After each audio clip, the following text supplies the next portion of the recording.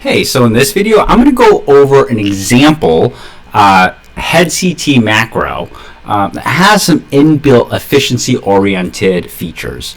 Okay, so this is the example macro here, and I'm going to get to some of those features and some of the features that typically we would like to see, or I think are helpful in building default templates or templates that you use frequently.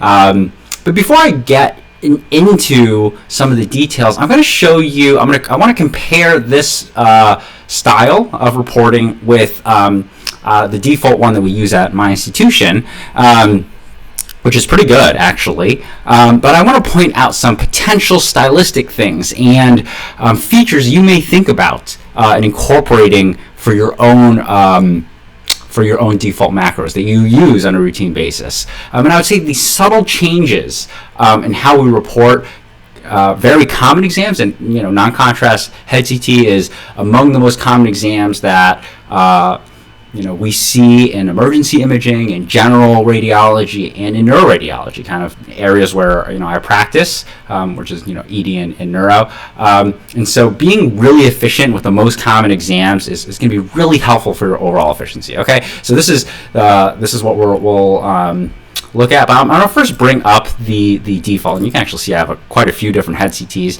They're all for different scenarios, and I have some examples I want to compare to. So this is our default. I've got a temporary accession number here. So the nice thing about our institution is that we actually have auto-populating fields. So if this were a real exam, the indication would automatically populate. We can automatically populate comparison studies.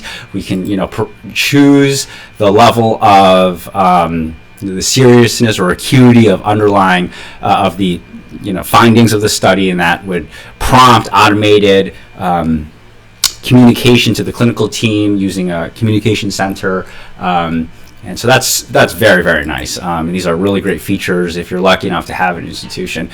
So in the default macro, you can see that here, these are sentences that says, there's no intracranial hemorrhage, et cetera, et cetera, et cetera. These are nice. They're put together in a paragraph format. I would say that one of the things that is nice about this is that these are all smart fields or fill-in fields. So you can kind of you can see me. I'm tabbing through each of these. You notice though that there's not really there's not really pick lists installed for any of these. There's only pick lists for this. And so anytime there's an abnormality, you'd basically have to pick an area. You'd have to click. You'd have to report intracranial hemorrhage or a mass lesion or something, and then you'd have to go in, and anytime you've got any of that, you'd have to go in, and then you'd have to either delete the thing. Let's just say there is a mass, and you'd have to go in, you have to delete this, or you have to change this, or say there is no other, or otherwise there is no other, intracranial hemorrhage, there is no new, there is, no interval, etc. And similarly, in a paragraph format, if it's a really complex exam, and you'd have to go in, you have to modify a lot of this. Like for example, let's just say you've got maxillary sinus polypoid thickening or secretions. You'd say this, and then you'd have to go in, and you'd have to probably delete this, and then you could just keep the mastoid air cells clear. So anytime you add something, this style of template obligates you to change the default text, and it's actually quite common when I'm working with trainees that they will input an abnormality, or they'll mention an abnormality, but then they'll forget to change the template, and that's kind of that's a thing we typically like to avoid. I will say that I have a certain preference for trying to avoid free dictating as much as possible, and everyone's a little bit different. Everyone has different style or approach.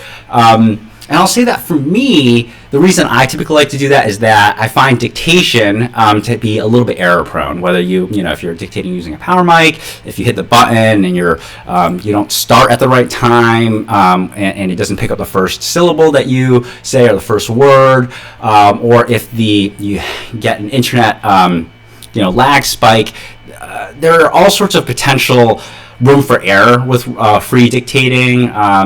Different places with better dictation, either better dictation software or with more consistent internet connections, or a cleaner IT system may encounter less of these issues, but I found that ours is actually quite good, and still I run into this. So I will say that generally speaking, my preference, if I'm building, and if you do a lot of these, and I report dozens of these every day, if many dozens, I'd say, is that every little thing that makes you faster on these common exam types is going to make you faster overall. And so I typically, for a default template, I generally prefer a bulleted or structured, one type of finding per line, or one or two at most, okay? I generally, intracranial hemorrhage, I like to have like a separate line, infarct another line, each thing separate, so that you click and you change that one line. And then when you change that one line, you're not obligated to modify the default text. You just change the line of interest, right?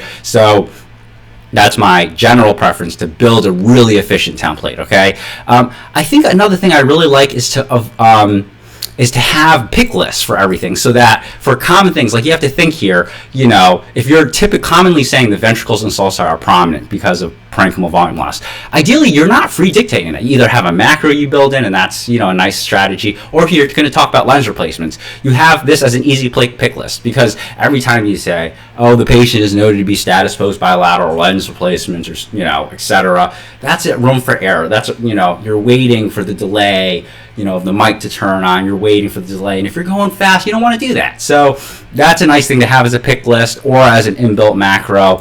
And I will also say that even though it's very common for us to use the word unremarkable, oftentimes it can technically be incorrect for things to be unremarkable. If you don't want to talk about lens replacements, if you don't want to talk about incidental things that aren't going to change management, but technically make it so that things are not unremarkable. Let's just say, for example, you see degenerative change, or you see, stable lucencies that are in the calvarium that are kind of non-specific looking, but then previously characterized as venous lakes or hemangioma. Just stuff that is just incidental, non-actionable, but technically doesn't make it unremarkable. I feel like there can be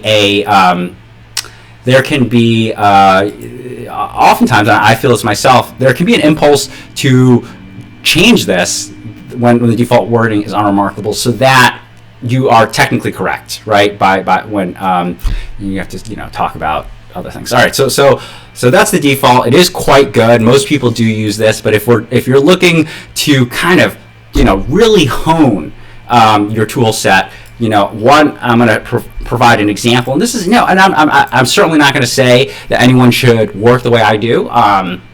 But I want to give you some ideas, especially as, if you're a trainee at the later stages of your residency and fellowship, and you're looking to kind of get to the next level of tools, and you're using PowerScribe, and you're practicing to use PowerScribe. I want to show you some things. So here I've got every single major type of abnormality or site is associated. It's just on one line, so you just click, and it's not in a paragraph, so it's visually you can see where you got to click or where you got to change things. And every single line has pick lists for the most common things that I say. And the most common thing that I typically should say, or most typically say, is that people tend to talk about paraventricular and subcortical white matter hypodensity, right? Non-specific. It could be related to chronic small vessel ischemia, microangiopathy, whatever you'd like, right? I commonly talk about ganglion capsular hypodensities. I might say they're extensive. I just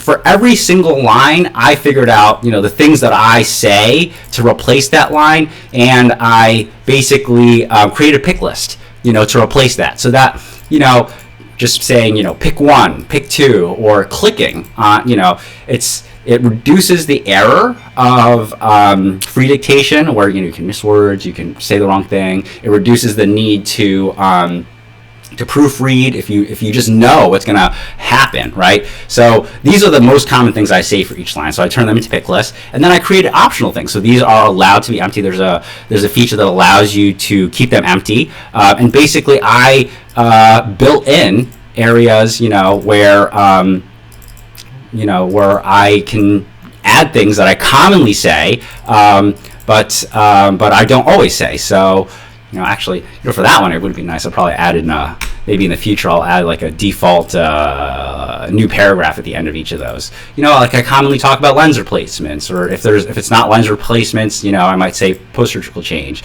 The most I have to say, the thing that saves me the most time is because oftentimes, what am I trying to say? Paranasal sinus disease does not contribute to the patient's care. It's incidental. There's nothing to do about it. So being able to just be pick 3, pick 5, left maxillary, blah, blah, frontal, and just not have to talk about it, and spend the least amount of effort talking about these incidental things that prompt you to say something or change the template. This makes you so much faster. It makes you so much more, spend less time on things that don't matter. Same with mastoid effusions, there's always, at our institution, we provide these, we do these in addition to CTAs. We have some hedges kind of built in. So everyone's different. Everybody uses different phrases most commonly, but I would have you think about, if you're building a really good template, what you want to think about, potentially if you like pick lists, and not everybody does. Some people like to free dictate. Some people like to even use voice navigation. Some people will use findings mode.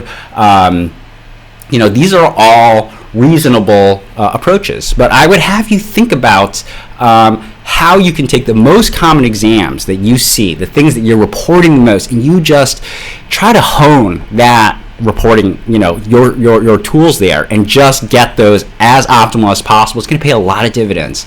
In terms of your efficiency, your accuracy, and your report being reproducible, minimizing the need to proofread, minimizing the error that comes with free dictation. I would say that's helpful. I think I want to highlight one other thing, is that you may notice that the default wording I have here has some hedges built in, so there's no evidence of, it's not unremarkable, it's not normal, right? Because oftentimes you don't, at least in our institution, you don't always image the whole orbit. So it's kind of hard to say that there's nothing going on in the orbit when you don't see the whole thing. And similarly, we don't see all of the paranasal sinuses. So there's kind of the default text recognizes the potential limitations of the exam in question, and this is a very pedantic point. This is a very niche scenario when you're going to be wrong, but it's technically we're not actually able to say that it's completely negative if you don't have the whole thing in the field of view. So that's something that is built in, and similarly, we all know, or at least if you look into it, you know that head CT is not going to be sensitive for small or early acute ischemic infarct. So there is a built-in recognition here. There's no evidence of acute, major territorial infarct, because that's what we would see, right? So I want you to think about, again, this is not how it's going to work, and there's differing approaches that are helpful for everybody, but especially people making that transition into early attendinghood, or are looking to just hone the toolkit that is our bread and butter. I'd have you consider some of the strategies that I've laid out here. Okay, I hope that's been helpful. And this, as well as basically all my templates that I use in real time and that are used to provide patient care and to, as consults and teaching tools, are available, linked in the video description in an online repository. All right, well, thanks for listening, and I hope you've learned something.